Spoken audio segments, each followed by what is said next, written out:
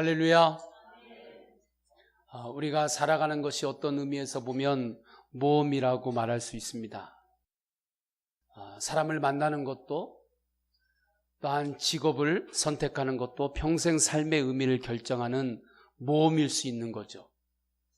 신학의 선택은 어떻습니까? 신앙도 이 생에서 영원까지의 삶을 결정하는 그 모험의 여정이 되는 거죠. 강원도 태백의 산 골짜기에 예수원이 있습니다. 그곳에서 대천덕 성공의 신부님하고 현재인 사모님이 계셨죠. 그분들이 쓴 책이 있습니다. 대천덕 자서전하고 예수원 이야기 책이 있는데 그 책을 보면 그분들은 신앙을 무엇이라고 정의하냐면 거룩한 모험이다.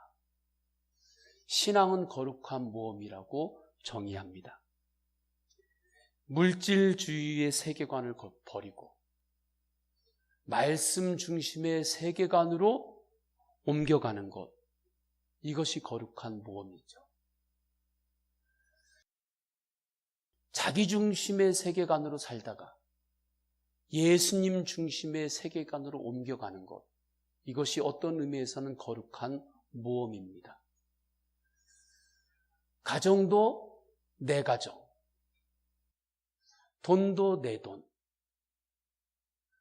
일터도 내 일터, 인생은 내 인생. 그렇게 살다가 하나님의 가정도 나의 인생도 나에게 주어지는 모든 물질도 하나님의 은혜입니다. 주님의 것입니다. 주님의 선물입니다. 이 고백으로 옮겨가면서 사는 것이 처음에는 얼마나 큰 모험입니까? 그런데 그 모험을 시작할 때 나 혼자 모험을 시작하는 것이 아니라 주님과 함께 그 삶을 출발하기 때문에 거룩한 모험이라고 하는 거죠. 오늘 말씀을 보게 되면 배가 있습니다. 그 밖에는 풍랑이 있어요. 베드로가 그 배 안에 있었는데 그냥 베드로가 밖에 풍랑이 무서워가지고 처음부터 끝까지 그냥 배 안에만 계속 머무는 삶을 선택할 것인지, 아니면 베드로가 그 배 밖으로 주님을 바라보며 풍랑이는 바다가 있을지라도 그 어떤 고난의 그 현장으로 뛰어드는 삶을 선택할 것인지, 그것은 전적으로 베드로의 몫이죠. 우리에게 적용한다면 우리의 삶 가운데서 그러한 거룩한 모험, 거룩한 도전을 할지 말지는 누구의 몫이냐면 철저하게 나의 몫이에요.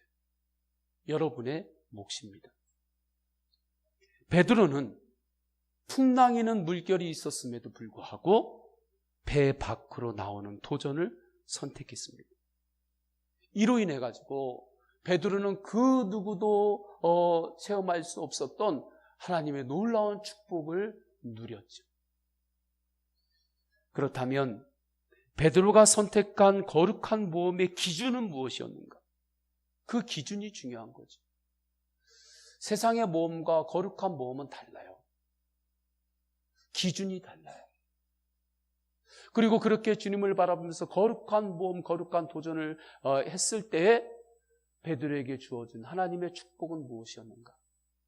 저는 우리를 말씀을 통해서 그것을 깨닫고 그 말씀에 의지해서 사시기를 주님의 이름으로 축원합니다. 먼저 말씀을 통해서 거룩한 모험의 기준에 대해 살펴봅니다.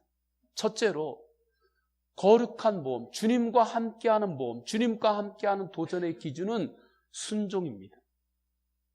28절을 우리 다 함께 보십니다. 28절 시작. 베드로가 대답하여 이르되 주여 만일 주님이시거든 나를 명하사 물 위로 오라 하소서 하니. 예수님께서 나에게 풍랑이는 물 위로 걸어오라고 말씀하시면 내가 그 말씀에 의지해서 풍랑이는 곳이라 할지라도 주님 제가 걷겠습니다. 그 삶으로 도전하겠습니다. 그 모험을 해보겠습니다. 이 고백입니다. 베드로가 단순히 영웅 심리 때문에 지금 한 말이 아니에요. 주님의 명령에 순종함으로 시작하겠다고 하는 고백입니다. 사람 기질이 모험을 조회해가지고 하는 모험, 그것을 말하는 게 아닙니다. 베드로가 기질상 모험을 조회해서 지금 모험을 시작한 게 아니에요. 주님의 말씀이라면 그것이 좀 부담이 되고 내 능력의 한계를 넘어서 있는 것 같을지라도 주님, 제가 도전하겠습니다. 내 한계를 넘어선 기도 제목이라 할지라도 그것을 나의 기도 제목으로 삼고 하나님 간구하겠습니다. 청원하겠습니다. 모자란 기도의 분량을 채우겠습니다. 스위스의 작가요 의사요 상담 심리학자인 폴 트루니에는 그에 져서 모험으로 사는 인생이라고 하는 책에서 성경의 하나님을 모험의 하나님이라고 이야기합니다. 하나님께서 인간을 창조하시고 자유의지를 준 것은 무엇이냐? 하나님께서 우리에게 주신 자유의지를 우리가 사용하면서 하나님과 동행하는 그 도전을 이 땅에서 하며 그 거룩한 모험을 하며 살아가는 그 모습을 하나님께서 보고 싶어서 우리에게 자유의지를 주셨다. 그렇게 설명해요. 그러니까 하나님께서 우리에게 주신 자유의지로 그것으로 죄짓는 곳으로 달려가는 것이 아니라 주님을 바라보며 도전하고 주님을 바라보며 거룩한 모험을 시작하는 그 삶을 사는 것이 우리에게 주신 자유의지를 주신 하나님의 뜻에 따라 사는 거죠. 자유의지를 주셨다고 하는 것은 네 맘대로 살아라 이것을 위해서 주신 것이 아닙니다. 주님을 바라보며 믿음으로 도전하는 사람은 언제나 주님 안에서 복된 삶을 삽니다. 그런데 우리 성도님들이 어떠한 선택을 할 때 그 선택이 후회 없는 선택이 되기 위해서는 반드시 확인을 해야 될 것이 있습니다. 전쟁터에 나가는 군사가 총을 들고 나갈 때 반드시 확인하는 게 있잖아요. 총알이 이 안에 들어있는지, 내가 지금 총알을 가지고 가는지, 이게 제대로 격발이 되는지, 그걸 미리 확인을 하고 그 총을 가지고 나가는 거 아닙니까? 그것도 확인 안 하고 그냥 빈 총만 들고 전쟁터에 나가면 100이면 100. 용기는 좋은 것 같지만 그냥 쓰러지는 거죠. 선택하고 도전할 때 반드시 확인해야 될 것이 있는데 이 모험과 도전에는 내 이 결단에는 주님의 명령이 있었는가? 내가 주님의 말씀을 붙잡고 지금 도전하는가? 그것을 점검하시기를 축원합니다. 그거 없이 우리 성도님들이 뭔가 해보려고 결단하고 뭔가 해보려고 지금 도전하고 있다면 빨리 그것을 점검하십시오. 주님의 말씀을 내가 붙들지 않고 달려가는 것은 전쟁터에 그냥 빈총 가지고 달려가는 것과 똑같아요. 예수님은 베드로에게 29절에 보면 오라고 말씀하셨습니다. 와라. 나에게 와라. 베드로는 이 음성을 들었고 풍랑이는 바다임에도 불구하고 강하고 담대함으로 배 밖으로 나갔습니다. 그래서 무엇이든지 기도 없이 결정하지 마시기를 축원합니다. 기도 없이 그냥 막 결정하고 다니지 말고 먼저 하나님 앞에 기도하십시오. 그러면 주님이 주시는 감동이 있어요. 특별한 감동이 없더라도 주님 앞에 우리가 기도하며 나갈 때 주님은 우리 중심을 보시고 주님께서 가장 선한 곳으로 인도하십니다. 사람에 대해서도 기도하지 않고 그 사람을 판단하지 마십시오. 그냥 내 생각으로 판단하지 말아요. 그러면 기도하면 어떻게 되느냐? 하나님께서 말씀하세요. 너 판단하지 마라. 네가 그 사람을 판단하고 정죄할 정도로 그렇게 정결한 사람이 아니다. 그걸 내려놔라. 주님은 그렇게 말씀하세요. 성도의 거룩한 모험은 만용의 모험이 아니라 순종의 모험이어야 합니다. 둘째, 거룩한 모험은 믿음의 모험이어야 해요. 우리 성도님들이 뭔가를 도전하고 결정하고 선택할 때 주님을 신뢰하는 믿음에서 시작하시기를 축원합니다. 그 믿음에서 시작하지 않는 것은 기초를 쌓아놓지 않고 급하니까 기둥 올리고 벽돌 쌓고 건물 막 부실로 올리는 것하고 똑같아요. 급하다고 건물 막 올리면, 기초를 만들지 않고 올리면 당장은 모양은 있어 보여도 바람이 불고 홍수가 나면 한순간에 무너지죠. 결정하고 선택하고 나갈 때 항상 주님을 신뢰하는 믿음으로 나아가시기를 축원합니다. 믿음장으로 유명한 히브리서 11장이 있죠. 그 말씀 안에는 믿음의 도전을 한 사람들로 가득해요. 노아는 산 위에서 방주를 지었습니다. 사람들이 다 정신 나갔다고 했어요. 산 위에서 방주를 짓냐? 아브라함은 가본 적도 없는 미지의 땅을 향해서 하나님의 말씀만 의지해서 출발했습니다. 주저주저 하지 않았어요. 출발해야 될 때, 정리해야 될 때, 정리할 걸 정리하고 시작한 거예요. 저는 우리 성도님들이 하나님 앞에서 정리해야 될 것이 있을 때 한 번에 정리하시기를 축원합니다.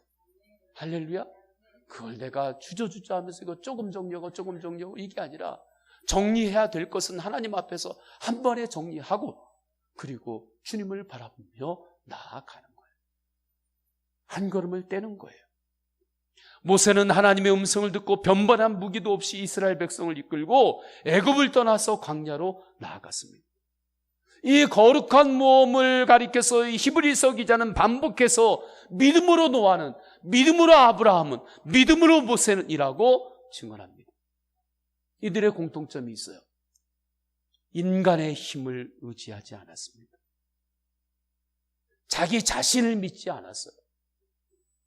자신감도 하나님 안에서의 자신감이 좋은 거지, 하나님 없는 자신감은 결국에는 교만으로 빠집니다.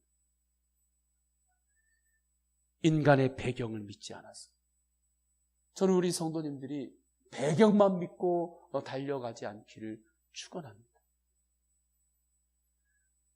오직 하나님만을 바라보며 하나님만을 믿었습니다.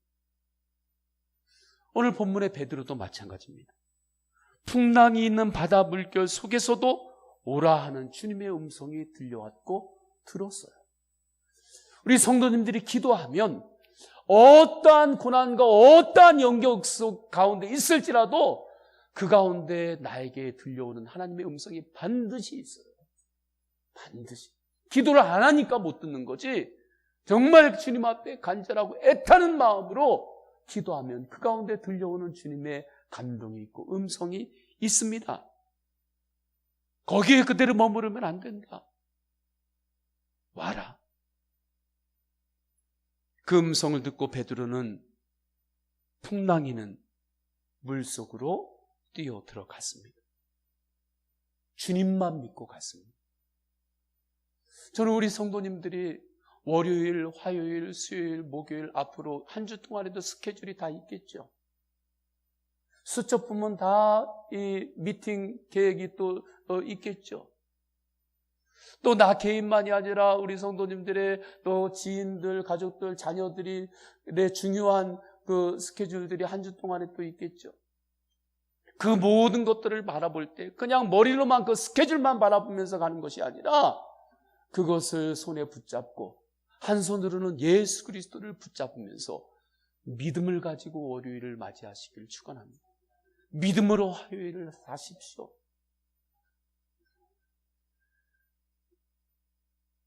베드로가 믿음으로 도전했을 때 그의 결과는 어떠했는가? 부분적으로 볼 때는, 상황적으로는 부분적으로 성공하고 부분적으로는 어려움을 겪었어요. 그냥 완벽하게 다 성공한 게 아닙니다. 부분적으로 볼 때는. 예수님을 바라보며 믿음으로 도전했을 때 처음에 무리를 걸었어요. 그런데 다음에 풍랑이 막 일어나니까 당장 내 눈앞에 있는 현실이 나한테 막 거침없이 달려오니까 어느 순간에 예수님을 바라보지 못하고 당장 눈앞에 있는 현실만 보이는 거예요. 그러니까 그 풍랑이 무서워졌습니다. 예수님을 바라보지 않고 세상만 자꾸 바라보면 세상이 무서울 때가 있어요. 이 시간에 세상이 무서운 사람이 있습니까? 물론 세상이 무섭지 않다 그 이야기가 아니에요. 그러나 정확하게 이야기하면 지금 예수님을 내가 지금 바라보지 않고 세상만 바라보고 있기 때문에 그렇게 되는 거예요. 영적인 원리를 보면. 베드로가 그랬습니다. 그러니까 풍랑이는 바다만 보고 그 바다만 바라보고 무서워하니까 어디로 빠져들어요? 그 바닷속으로 베드로가 빠져들어요. 예수님을 묵상하면 그 가운데 하나님의 능력이 임합니다. 할렐루야. 그러나 문제만 하루 종일 묵상하고 있으면 항상 문제 안에서 빙글빙글 돌아요. 문제를 묵상하지 말고 문제를 해결하시는 예수님을 묵상하고 예수님을 바라보시기를 축원합니다. 이것이 믿음으로 도전하는 거예요. 예수님만 바라보며 믿음으로 도전할 때는 무리를 걸었지만 그렇지 않았을 때 물속으로 빠져들어갔던 것이 30절에 나오죠. 바람을 보고 무서워 빠져가는지라 소리 질러 이르되 주여 나를 구원하소서 하니. 그러니까 베드로가 순간적으로 믿음을 잃어버렸어요. 넘어졌습니다.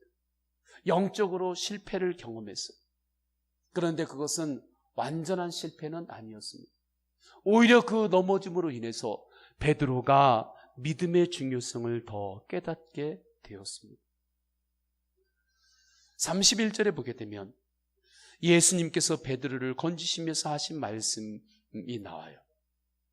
주님께서 베드로를 꾸중하세요. 베드로를 꾸중하시는데 어떻게 꾸중하시느냐? 믿음이 없는 자야 이렇게 말씀하시지 않고 믿음이 작은 자야 왜 의심하였느냐 말씀합니다.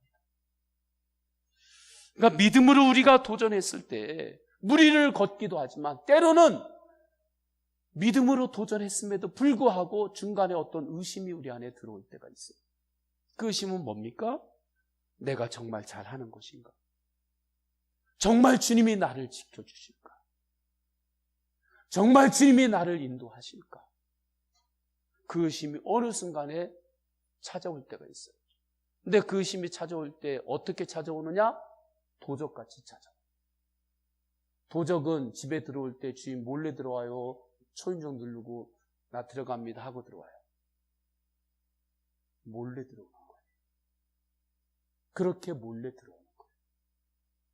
이것을 가리켜서 성도의 불신앙이라고 합니다. 성도인데 신앙인의 불신앙이에요. 이 앞뒤가 안 맞죠? 신앙인인데 불신앙으로 사는 거예요. 이렇게 베드로가 부분적으로 넘어졌어요. 이렇게 부분적으로 하나는 성공하고 부분적으로는 실패했지만 그러나 전체로 볼 때는 주님을 바라보며 믿음으로 베드로가 도전했기 때문에 그 실패의 경험을 통해서도 믿음은 자랍니다. 그 믿음은 자라요. 거룩한 모험을 시작할 때 실패를 두려워하지 마시기를 축원합니다. 다만 내가 믿음 안에서 선택하고 있는지만 점검하십시오. 이것이 정말 주님의 영광을 위하여 주님을 기쁘시게 해드리기 위한 그 순수한 영적 동기가 내 안에 있는지를 점검하십시오. 할렐루야. 그것만 점검이 됐다면 기도하면서 선택할 때에 주님께서 역사하세요. 주님께서 축복하십니다. 축복은 사람이 주는 게 아니에요. 할렐루야.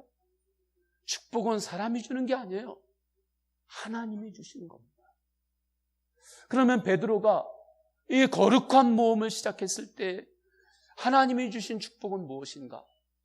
첫째로 하나님의 능력을 경험하는 축복입니다. 베드로가 말씀에 의지해서 도전함으로 하나님의 놀라운 능력을 체험했어요. 주님을 바라보며 풍랑이는 바다 위를 걸었습니다. 예수님께서 풍랑이는 바다 위를 예수님께서 걸으시고 배에 오르셨을 때 그 바람이 잔잔해졌습니다. 베드로는 이 순간에 어떠한 환난 가운데서도 주님을 바라보면 승리할 수 있다는 체험신앙을 갖게 된 거예요. 저는 우리 성도님들이 체험신앙이 있기를 축원합니다. 이론신앙이 아니라 체험신앙이 있어야 돼요. 왜 우리의 할머니들 이 우리의 신앙의 선조들이 우리가 볼 때는 여러 가지 서투르고 제대로 아는 것도 없고 그런 사람들 같았지만 그들의 기록을 보면 왜 그들의 인생이 선이 굵었느냐? 그들은 오직 주님을 바라보았기 때문에 그렇습니다. 베드로는 주님 안에서의 그 체험신앙이 있었기 때문에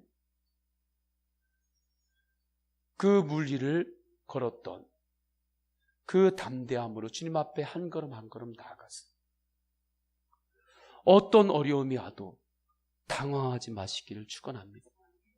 놀라지도 마십시오. 강하고 담대하십시오. 하나님은 능력이십니다. 이 능력을 바라보고 있었던 배에 있는 사람들이 33절에 보게 되면 예수님께 절해요. 예수님께 절합니다. 근데 이때 예수님께 절한다, 이것은 신용으로 절하는 것이 아니라 경배한다라고 하는 뜻이에요. 저는 우리 성도님들이 이 시간에 주님 앞에 예배할 때, 기도할 때도 신용으로 예배하고 신용으로 기도하는 것이 아니라 중심으로 기도하고 중심으로 예배하시기를 축원합니다. 왜 배 안에 있는 사람들이 예수님 앞에 나와 경배했느냐? 예수 그리스도의 신성을 이 순간에 본 것입니다. 예수님이 평범한 인간이 아니라 하나님의 아들이자 삼위일체 하나님이심을 체험했어요. 이 체험 신앙이 있을 때 그 사람의 신앙이 선이 굵어집니다.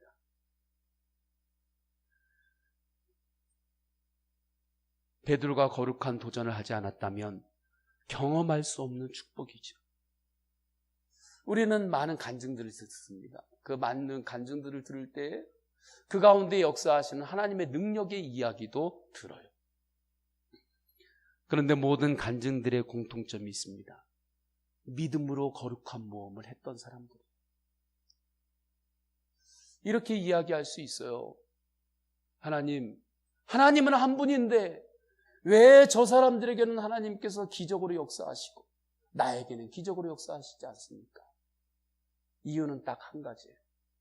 여러분이 한 번도 주님을 바라보면서 거룩한 모험을 하지 않았기 때문에 그래요. 그랬기 때문에 그 기적을 체험을 못하는 거예요. 하나님의 능력을 체험을 못하는 거예요. 내 힘으로 할 수 없는 헌신을 해보시기를 축원합니다. 그러면 할 수 있는 능력을 주님께서 주세요. 내 능력 안에서 할 수 있는 그 기도 제목, 그것만 붙잡고 있지 말고 내 능력을 벗어난 기도 제목을 한번 붙잡고 기도해 보시기를 축원합니다. 내 능력의 범위를 넘어선 기도 제목, 그것을 붙잡고 주님 앞에 기도하고 나가십시오. 그리고 그 기도의 분량을 채우십시오. 저는 사순절 특별 새벽 기도가 또한 그러한 또 하나의 영적인 기회가 되기를 원합니다. 왜냐하면 은혜 받아야 할 때가 있거든요. 1년 365일이 은혜의 때이지만 특별히 은혜 받아야 될 때가 있어요. 그때는 은혜의 자리에 있어야 돼요. 비가 오는 날 그 비를 맞는 그 땅에 잘 심겨진 나무가 자라듯이 하나님의 특별한 은혜가 부어질 때는 그 자리에서 그 은혜를 사모하며 그 자리에 머물 때 하나님의 능력을 체험합니다. 성도는 하나님의 능력으로 사는 거예요. 할렐루야. 그 능력으로 사는 거예요. 두 번째, 거룩한 모험을 통해서 성도가 받는 축복은 하나님의 임재를 경험하는 것입니다. 24절 25절을 보게 되면 배가 이미 육지에서 수리나 떠나서 바람이 거스름으로 물결로 말미암아 고난을 당하더라. 밤 사경에 예수께서 바다 위로 걸어서 제자들에게 오시니, 그러니까 제자들이 지금 갈릴리 바다 한복판에서 밤중에 파도와 싸우고 있었습니다. 바다가 한낮이나 하늘이 푸른색일 때는 바다가 퍼렇고 예쁘지요. 왜냐하면 바다 색깔은 하늘색이니까. 근데 밤이 되면 하늘이 캄캄하잖아요. 그러니까 하늘색이 바다색이 되는 거거든요. 그럼 바다색도 어떻게 됩니까? 캄캄하죠. 그 바다 속에서 폭풍과 싸우고 있는 제자들 얼마나 힘들었겠습니까? 그들에게 주님께서 오시는데 25절에 이렇게 표현해요. 제자들에게 오시니. 제자들에게 오시니 이 말씀은 예수님께서 특별한 의도를 가지고 제자들에게 오셨다는 거예요. 주님께서 우리 성도님들에게 말씀으로 찾아오시고 기도할 때 감동으로 찾아오실 때 예수님은 우리 성도님들에게 특별한 의도를 가지고 찾아오십니다. 그때가 있어요. 특별한 의도 없이 찾아오실 때도 있지만 특별한 의도를 가지고 찾아오시는 주님의 발걸음이 있습니다. 이때 베드로가 예수님께 구원을 청해요. 도와주세요. 예수님 도와주세요. 그러니까 예수님께서 27절에 안심해라. 나니 두려워하지 말아라. 안심해라. 나다. 나야 나. 전능한 하나님이야. 그러니 두려워하지 말아라. 제가 잊지 못하는 그 이야기가 있어요. 그 사업을 하시는 분이었는데 남편은 일하고 아내는 기도해요.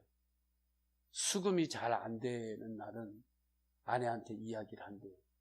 그럼 아내는 새벽에 가가지고 하나님 이 사업, 이 수금이 잘 되고 들어가야 되는데 어떻게 합니까? 막 기도하면 하나님이 그 권사님에게 이렇게 말씀하신대요. 야, 나야 나.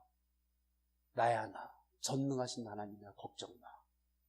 그러면 그 음성을 듣고 주님 앞에 더 나아가면 주님께서 또 놀랍게 해결해 주시고 그렇게 고개를 넘어왔다고 하는 그 간증을 제가 들었습니다. 안심하라 나니 두려워하지 말라. 이 말씀이 성경에 기록된 말씀으로 끝나는 것이 아니라 지금 우리 성도님들에게 들려주시는 예수님의 음성으로 아멘하고 받으시기를 축원합니다. 이어서 베드로가 물속에 빠져갈 때 주님께서 베드로의 손을 잡아 끌어올렸어요. 베드로가 그 손을 평생 잊을 수 있었겠습니까? 내가 지금 물속에 막 빠져가는데 그때 오셔서 내 손을 잡아주셔서 나를 일으켜주신 그곳에서 건져내 주신 그 예수 그리스도의 손길을 베드로가 평생 잊을 수 있었겠느냐고. 그 손이 바로 하나님의 임재입니다. 그 손이 지금 우리 성도님들의 영혼을 붙들고 계십니다. 그래서 우리가 주님 앞에 이 시간에 예배하는 거예요. 우연히 예배하는 게 아니에요.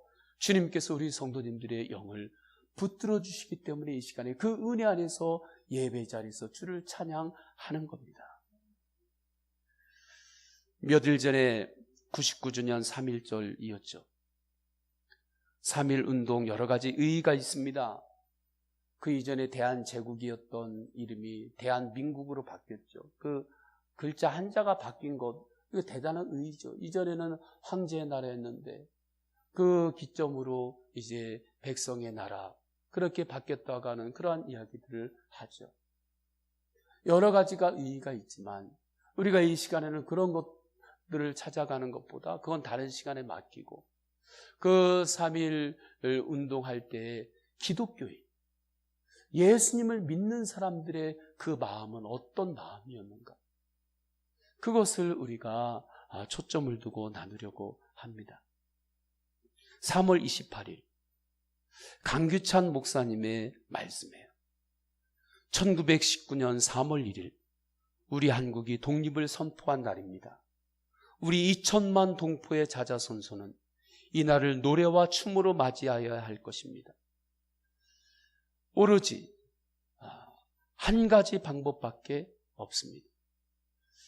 어떻게 하면 하나님의 은총에 보답할까를 생각해야 합니다.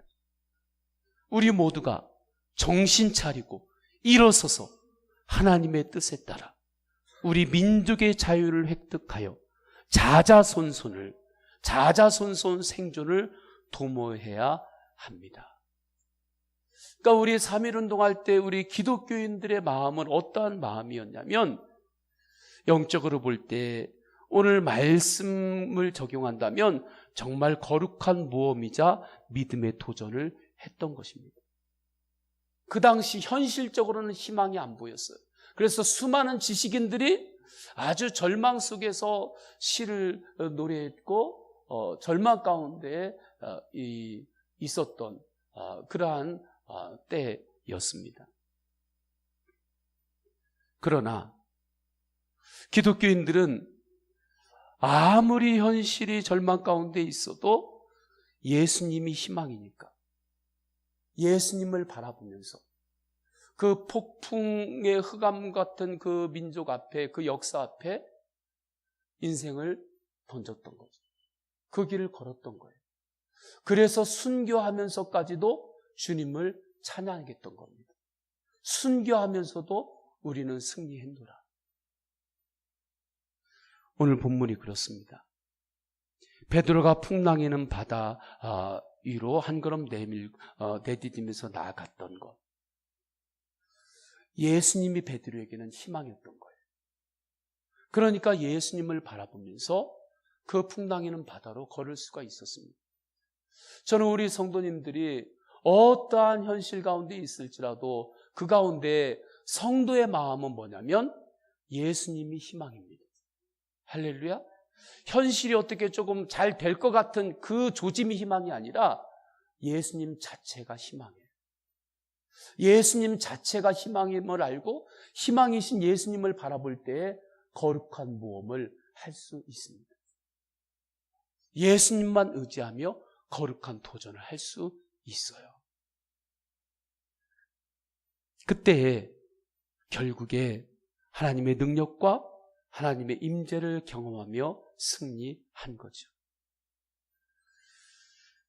우리 민족 가운데 그러한 기도의 씨앗들을 끊임없이 심으면서 나아갔던 그러한 이 믿음의 여정들이 있었는데, 그분들의 삶들이 있었는데, 그 역사가 있었는데, 그 열매를 지금 우리가 따먹고 있는 거죠.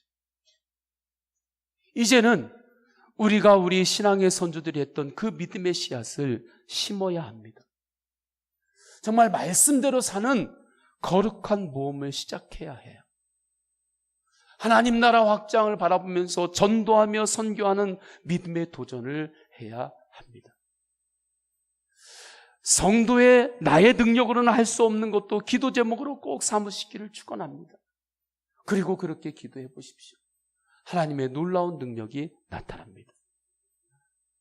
1990년대 재즈 피아니스트면서 미국 시카고 필그림 교회의 찬양대 지휘자였던 토미 도시가 있습니다. 집회 도중에 아내가 이독하다는 소식을 듣고 이제 끝나고 달려갔는데 천국으로 먼저 갔어요. 근데 그 안에 배 안에 9개월 된 아이까지 태중에 있었습니다.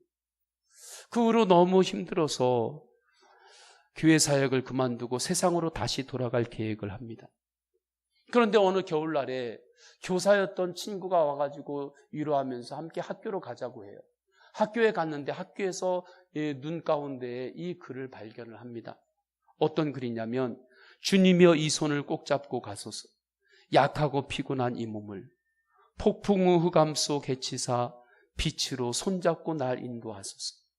인생이 힘들고 고난이 겹칠 때 주님이여 날 도와주소서. 외치는 이 소리에 귀 기울이시사 손잡고 날 인도하소서.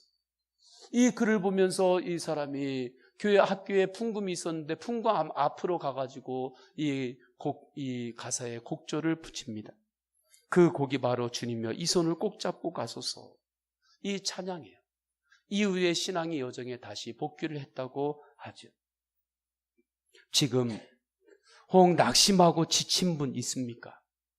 다시 한번 용기를 내서 주님만을 바라보며 믿음으로 도전하시기를 축원합니다. 안 된다고 하지 말고 기도해 보십시오. 기도도 안 해보고 안 된다고 그렇게 생각하지 마십시오. 생각의 훈련을 해야 돼요. 훈련 중에 가장 중요한 훈련이 생각의 훈련입니다. 믿음으로 생각하는 훈련을 해야 돼요. 기도하면 주님이 힘주시고 주님께서 역사하십니다. 안 될 것 같지만 주님께서 되게 하십니다. 그 손이 베드로를 물속에 들어갈 때 베드로를 건져내셨던 주님의 손입니다. 그 손을 우리가 바라보면서 우리 이 시간에 다 함께 찬양하겠습니다. 주님의 이 손을 꼭 잡고 가소서, 약하고 피곤한 이 몸을 손잡고 날 인도하소서. 찬양하십니다.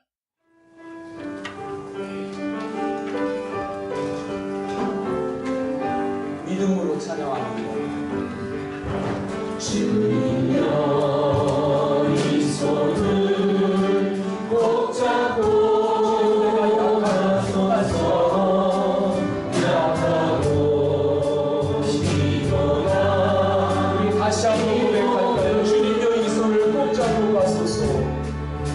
주님여 이 손을 꼭 잡고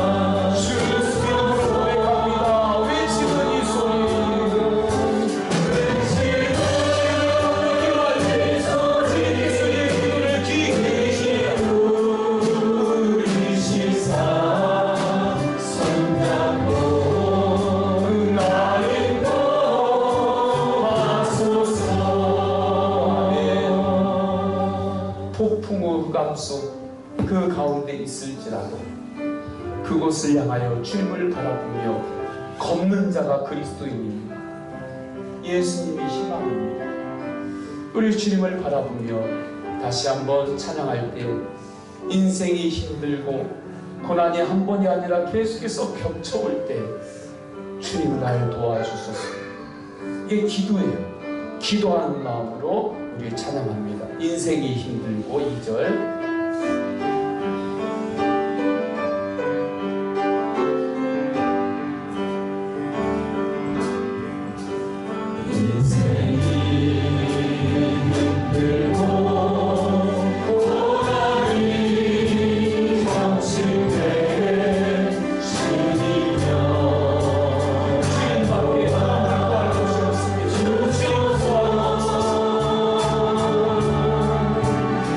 시